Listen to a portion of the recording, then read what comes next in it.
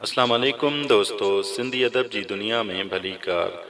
दोस्तों, शामिल क्यों था खलील जबरान जी दिल खे छुअंदड़ ख़ूबसूरत कहानी कब्रूं फ़रियाद कनि थियूं। इन जो सिंधी में तर्जुमो कयो आहे गुलममन तुनियो।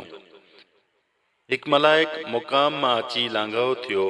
हू ॾिनल हो उन माण्हूअ वांगुरु जेको मौत खे ॾंद करटींदे ॾिसंदो हुजे। धरतीअ ते बहार जी रुत हुई।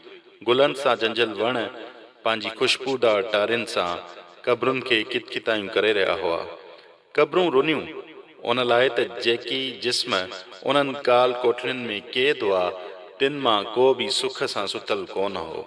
सभु अभागा हुआ ऐं बसि पंहिंजी निंडुनि में हसीन ऐं उमीद भरिया ख़्वाब ॾिसी रहिया हुआ। मलाइक चयो, सुम्ही पओ, ही क़बरूं तव्हां लाइ बहितरीन घर आहिनि। उन लाइ त हिते सुकून ऐं शांत आहे। नफ़्सा नफ़्सी ऐं वठ वठा न आहे। तव्हां दाहूं कूकूं छो था करियो? छा धरतीअ ते तव्हांजी ज़िंदगी मुसीबतुनि खां ख़ाली हुई? छा तव्हांजी समूरी ज़िंदगी कंहिं पाशे वांगुरु न गुज़री? हू ॾिसो, केतिरा न ज़िंदा लाश पिया फिरनि जेकी थधा साह भरे चवनि था, आह मौत केतिरो न ख़ुशगवार आहे।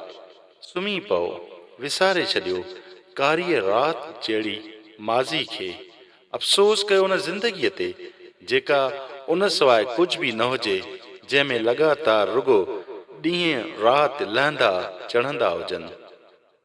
क़बरुनि मां केतिरनि आवाज़नि जवाबु ॾिनो, ज़मीन ते हर तरफ़ बहार जी रौनक हुजे ऐं असां हिते सुतल हुजूं। हिकु क़बर मां शोख आवाज़ आयो, गुलनि जी ख़ुशबू ज़मीन जो सीनो चीरे मूं ताईं पहुती। मूंखे जाॻाए उन हसीना जी यादि ॾियाराईं जंहिंसां मां मोहबत कंदो हुउसि।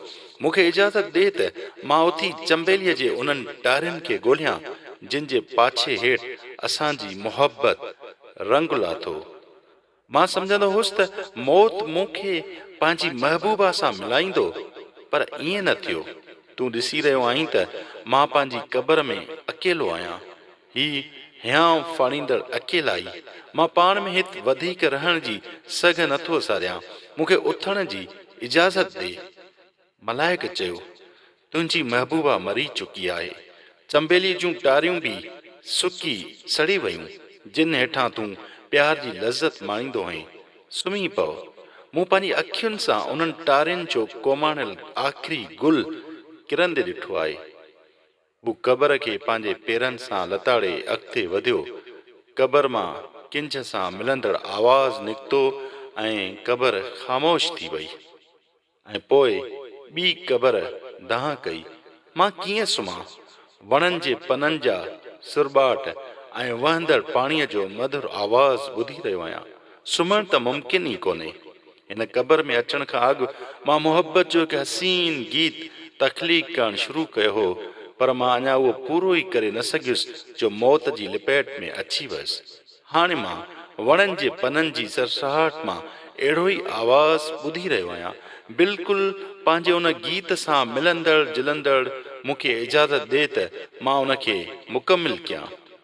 जॾहिं मां इहो मुकमिल कंदुसि त सभिनी हवा जायुनि अॻियां भेटा रखंदुसि त जीअं नौजवान माउ पंहिंजे नंढड़े पुट जे पींघे लॻ झूंगारे ऐं को नौजवान पंहिंजी महबूबा अॻियां ॻाए। मलाइक वराणियो, तुंहिंजे गीत जो सुर का गूंज छॾण खां सवाइ सिरापची वियो। तोजड़नि मर्दनि ऐं औरतुनि उन खे विसारे छॾियो। हाणे इहो तुंहिंजो अधो गाबरो गीत वणनि खां सवाइ कंहिंखे बि यादि कोन्हे। इहो ई सबबु आहे जो तूं पंहिंजे गीत जी मौसीक़ी मधम सरसराहट सां ॿुधी रहियो आहीं, त जीअं इहा तोखे पंहिंजी लोलीअ जे सुर सां सुम्हारे सघे। मलाइक पंहिंजे पेरनि सां क़बर लताड़े अॻिते वधियो ऐं फ़रियादी आह भरे चुप थी वियो। ऐं पोइ टीं क़बर रोज़ राड़ो करण लॻी। क़बर ऊंदाही आहे, उन करे मां उन में सुम्ही नथो सघां। मां ज़िंदगीअ में जॾहिं बि रोशनीअ खे ॾिसंदो हुउसि त बे अख़्तियार ओॾां छिकिजी वेंदो हुउसि। माण्हू उन सूंहं ऐं सुंदरता जा केतिरा ई नाला रखिया हुआ, पर मां नालनि जी परवाह करण सवाइ संदसि हर रूप सां प्यारु कंदो हुउसि।